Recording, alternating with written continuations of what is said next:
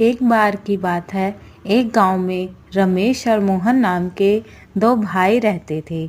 बड़े भाई का नाम रमेश तथा छोटे भाई का नाम मोहन था। रमेश की शादी हो चुकी थी। उसकी पत्नी का नाम हेमा था।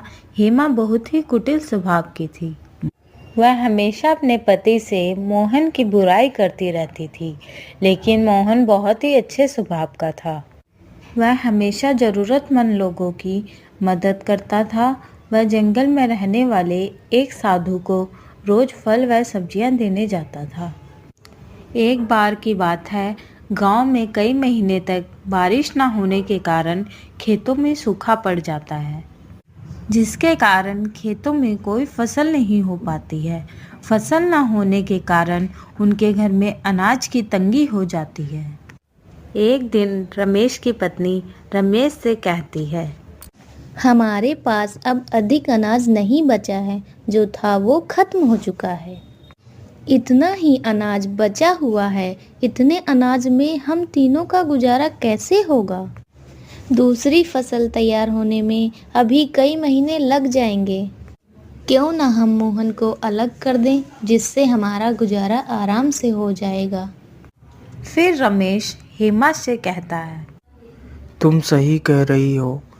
हमें मोहन को अलग कर देना चाहिए ताकि हम अपना गुजारा कर सकें।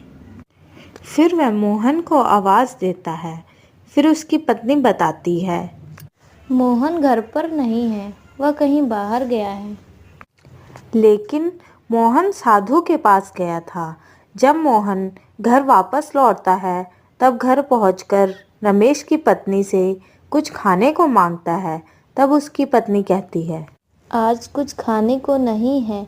जो अनाज था वो खत्म हो चुका है। अब मैं खाना कहाँ से लाऊं? तब तक वहाँ रमेश आ जाता है। फिर रमेश मोहन से कहता है, अब अनाज नहीं बचा है और ना ही इस बार फसल हुई है, इसलिए तुम्हें खुद अपने खाने का इंतजाम करना होगा। मैं तुम्हें पुराना वाला खेत देता हूँ, तुम उसमें अपना गुजारा करो। और ये घर भी मैंने बनवाया है, इसलिए तुम यहाँ नहीं रह सकते। रमेश की ये सारी बातें सुनकर मोहन बहुत दुखी हो जाता है और वहाँ से चला जाता है।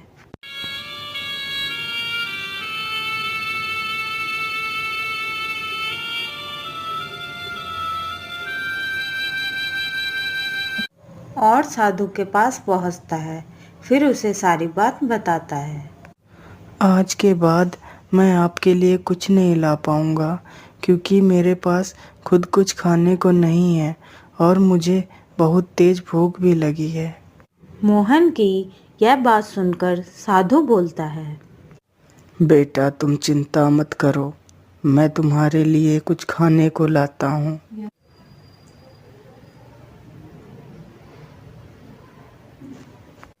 फिर साधु उसे कुछ खाने को देता है और मोहन खाना खा लेता है।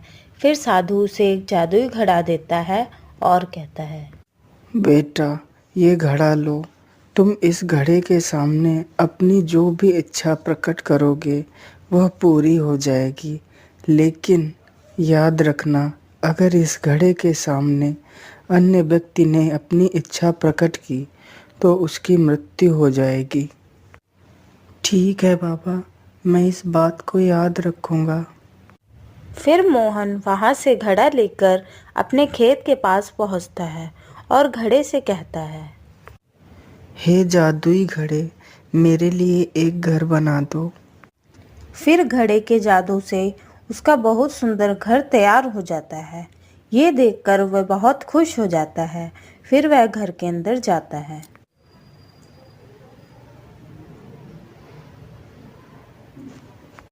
फिर रात को मोहन घड़े से कहता है, हे जादुई घड़े, मुझे बहुत तेज भूख लगी है, मुझे कुछ खाने को दे दो। जैसे ही मोहन खाना मांगता है, उसके लिए तुरंत एक खाने से भरी हुई थाली प्रकट हो जाती है। फिर वह खाना खा लेता है और सो जाता है। फिर एक दिन रमेश अपनी पत्नी से कहता है, पता नहीं मोहन इतने दिनों से कहाँ है, दिखाई ही नहीं देता। फिर उसकी पत्नी कहती है, हमें क्या मतलब है, कहीं भी रहे। फिर एक दिन रमेश को गांव का एक व्यक्ति बताता है कि मोहन पुराने खेत में रहता है और उसने वहां एक बहुत अच्छा घर बनवा रखा है और वह बहुत अमीर हो गया है। यह सुनकर रमेश चौंक जाता है और वहां से चला जाता है। घर पहुंचकर अपनी पत्नी को सारी बात बताता है।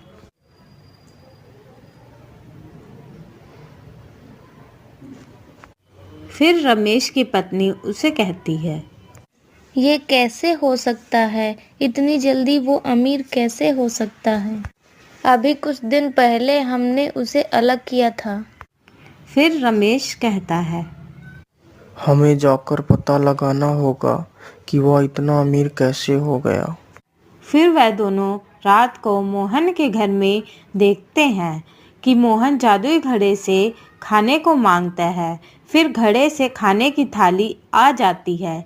यह देखकर रमेश सोचता है, अच्छा, तो ये इस घड़े से अमीर हुआ है। फिर मोहन खाना खाकर सो जाता है।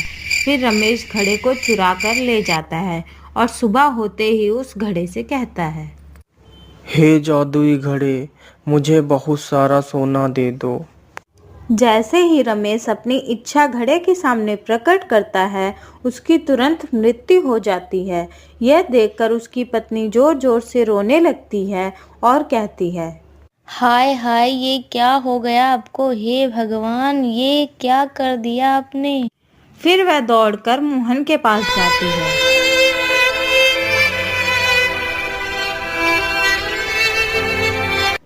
मोहन, ओ मोहन, सुनो।